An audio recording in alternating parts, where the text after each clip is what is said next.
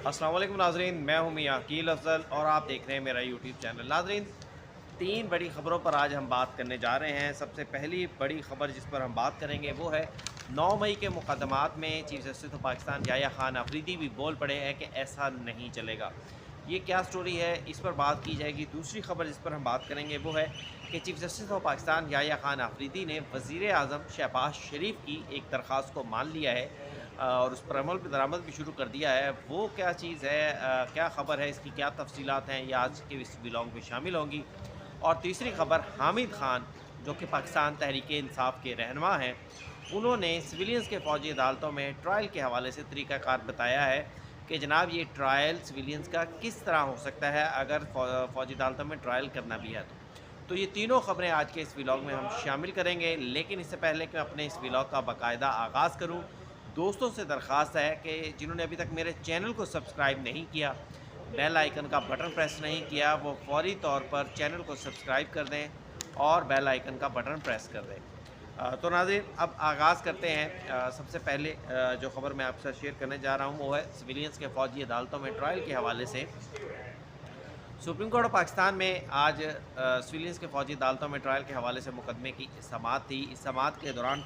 हामिद खान साहब पेश हुए। उनकी जानिब से मौक़िफ़ ये अपनाया गया कि किसी भी हालात में सिविलियंस को इतने बड़े पैमाने पर फ़ौजी अदालतों में चैलेंज नहीं किया जा सकता। उन्होंने कहा कि जो मौजूदा आइन है उसमें ऐसी कोई गुंजाइश मौजूद नहीं है। उन्होंने सुप्रीम कोर्ट ऑफ पाकिस्तान के जो 21वीं आइनी तरमीम थी जिसमें स्वात और जब APS वाक़या हुआ उसमें जो दहशतगर्द मुलव्वस थे उनके फ़ौजी अदालतों में ट्रायल के हवाले से जो 21वीं आइनी तरमीम की गई थी उसका जिक्र करते हुए कहा कि सिविलियंस का फ़ौजी अदालतों में ट्रायल सिर्फ़ और सिर्फ उस वक्त हो सकता है जब इस हवाले से बाकायदा कोई आइन में तरमीम कर ली जाए और वह तरमीम भी मखसूस मुद्दत के लिए होगी, उसको परमानेंट जो है वो नहीं लिया जा सकता। फिर वकील हामिद खान का मज़ीद कहना था कि अपील का अगर ऐसी सूरत में जब सिविलियंस का फ़ौजी अदालतों में ट्रायल होगा तो फिर अपील का हक़ भी देना होगा। इसके अलावा हामिद खान ने मज़ीद कहा कि मौजूदा जो आइन है इसमें सिविलियंस का फ़ौजी अदालतों में ट्रायल की बिल्कुल कोई गुंजाइश नहीं है। 26वीं जस्टिस मोहम्मद अली मज़हर ने इस्तफ़सार किया कि 26वीं आइनी तरमीम के बाद क्या अदालतों में जो सिविलियंस का फ़ौजी अदालतों में ट्रायल होता है उसकी अपील कहाँ होगी। तो इस पर वकील हामिद खान ने कहा कि 26वीं आइनी तरमीम में उनका मौक़िफ़ ये है कि सिविलियंस क्या फ़ौजी अदालतों में क्योंकि ट्रायल हो ही नहीं सकता, मौजूदा आइन में इसकी कोई गुंजाइश नहीं है। उन्होंने ये भी कहा कि आइन के आर्टिकल 245 जो है 245 वो फ़ौज के किरदार के हवाले से बड़ा वाज़ेह है कि फ़ौज का काम सिर्फ़ और सिर्फ मुल्क और सरहदों का दिफा करना है। 245 में फ़ौज का जुडिशरी से मुतल्लिक कोई फंक्शन नहीं बताया गया, उसको कोई जुडिशल इख्तियार नहीं दिया गया। जस्टिस मंजूर खेल ने कहा कि आर्मी के मामलात से मुतल्लिक जो है अगर कोई मुदाखलत होती है तो क्या वो वहाँ पर मुकदमा नहीं होगा। तो इस पर वकील हामिद खान ने कहा कि आर्म्ड फोर्सेस का जो कानून है, आर्म्ड फोर्सेस की तारीफ़ जो है वो आर्मी एक्ट के कानून में बता दी गई है और जो लोग उस आर्मी एक्ट के कानून के मुताबिक आर्म्ड फोर्सेस की तारीफ़ में आते हैं सिर्फ़ और सिर्फ उनका ही फ़ौजी अदालतों में ट्रायल हो सकेगा। फिर उसके बाद हामिद खान ने मज़ीद कहा कि जो लोग भी सिविलियंस के फ़ौजी अदालतों में ट्रायल की हमायत करते हैं उनका सिर्फ़ और सिर्फ आइन के आर्टिकल 8(3) पर इन्हिसार है। जस्टिस मोहम्मद अली मज़हर ने कहा कि FP केस में फेसबुक बोल दिया, FP केस में कहा गया है कि पार्लियामान इस मामले को 2 साल में रिव्यू कर सकती है, लेकिन आज तक पार्लियामान ने इस पर कोई फ़ैसला नहीं किया। जस्टिस मंदोखेल ने कहा कि मसला यह है कि आर्मी एक्ट के मातहत जराइम सिविलियंस करेंगे तो फिर उनका ट्रायल कहाँ होगा, अदलिया एग्जेक्टिव से अलग है या नहीं है, इस ये कहाँ लिखा हुआ है। तो इस पर वकील हामिद खान ने कहा कि जो आइन का आर्टिकल है, आइन में बड़ा वाज़ेह तौर पर लिखा हुआ है कि अदलिया और एग्जेक्टिव जो है वो अलग अलग हैं। तो इस पर जस्टिस मंदोखेल ने कहा कि इनको अलग कौन करता है। तो जैसे वकील हामिद खान ने कहा आइन का आर्टिकल 175(3) जो है वो उसके तहत अदलिया एग्जेक्टिव से खुद ब खुद ही अलग तस्वर होगी। जस्टिस मोहम्मद अली मज़हर ने कहा کہ فوجی عدالتوں کے آئین کے آرٹیکل 175(3) میں نہ آنے کا اس سے پہلے سپریم کورٹ اپنے فیصلے میں بھی کہہ چکی ہے۔ اس کے بعد وکیل حامد خان کے دلائل مکمل ہو گئے اور خواجہ حارث جو کہ وزارت دفاع کے وکیل ہیں انہوں نے دلائل کا آغاز کیا، اور ان سے جب عدالت نے استفسار کیا کہ آپ دلائل میں کتنا وقت لیں گے تو ان کی جانب سے یہ کہا گیا کہ وہ کم سے کم 1 ہفتہ لیں گے۔ اب ہم کہہ سکتے ہیں کیونکہ یہ آخری وکیل ہیں جو اس مقدمے میں دلائل دیں گے، جیسے ہی ان کے دلائل مکمل ہوں گے تو یہ مقدمہ اپنے کنکلوژن کی طرف چل پڑے گا۔ اب حامد خان صاحب کے اس میں دلائل مکمل ہو گئے۔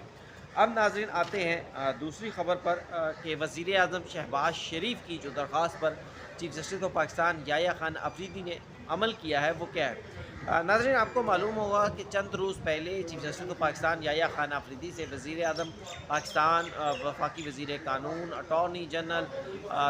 کی جو ملاقات تھی چیف جسٹس ہاؤس میں ہوئی تھی، اس میں وزیر اعظم نے chief justice of Pakistan Yahya Khan Afridi نے تو ان سے عدالتی ریفارمز کے حوالے سے یہ ملاقات کی تھی اور مختلف تجاویز بھی مانگی تھی جو بذریعہ وزارت قانون شاید اب تک چیف جسٹس آف پاکستان کے پاس پہنچ چکی ہوں یا آئندہ چند روز میں پہنچ جائیں گی۔ اس حوالے سے کوئی خبر سامنے نہیں آئی، لیکن وزیر اعظم شہباز شریف نے بھی chief justice of Pakistan Yahya Khan Afridi سے ایک مطالبہ کیا تھا۔ وہ مطالبہ تھا جو مختلف عدالتوں میں ٹیکس سے متعلق مقدمات ہیں ان کو سماعت کے لیے مقرر کرنے کا، ان کے فیصلے کرنے کا۔ تو آج سپریم کورٹ آف پاکستان میں 180 سپر ٹیکس کے حوالے سے، جس میں کہا یہ جا رہا ہے کوئی 150 ارب روپے سے زائد کی رقم اس ٹیکس کیس میں ملوث ہے، اس میں شامل ہے۔ ان مقدمات کی 180 مقدمات کی سماعت تھی۔ اس مقدمات کی سماعت کے دوران وکلاء کی جانب سے یہ موقف اپنایا گیا کہ ہمیں جو ہے کیس کی تیاری کے لیے مہلت دے دی جائے، جس پر وکیل جسٹس محمد علی مظہر صاحب نے کہا کہ فروغ نسیم صاحب اس طرح اتنے سارے وکیل ہیں، اگر ہم سب کو تیاری کے لیے مہلت دیں گے تو کیس چل نہیں سکے گا، عید کے بعد تک بھی کنکلوڈ نہیں ہوگا، ہمیں اس مقدمے کو کنکلوڈ کرنا ہے۔ تو اس پر عدالت نے جو ہے انہیں ہدایت کی کہ آپ اپنی پیپر بکس تیار کر لیں اور جن وکلاء کی تیاری ہے جن فریقین کی، وہ کل سے اپنے دلائل کا آغاز کر دیں۔ دوسری جانب جسٹس امین الدین خان نے یہ بھی کہا کہ جناب جو آئینی بینچ کے آج نئے ممبر بنے تھے جسٹس عامر فاروق، ان عامر فاروق جو ہے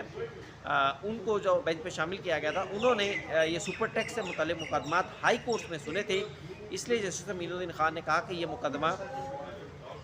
جسٹس عامر فاروق نہیں سن سکتے، اب نیا بینچ تشکیل دیا جائے گا جس میں جسٹس عامر فاروق جو ہے وہ شامل نہ ہو۔ جس تاحال عدالت نے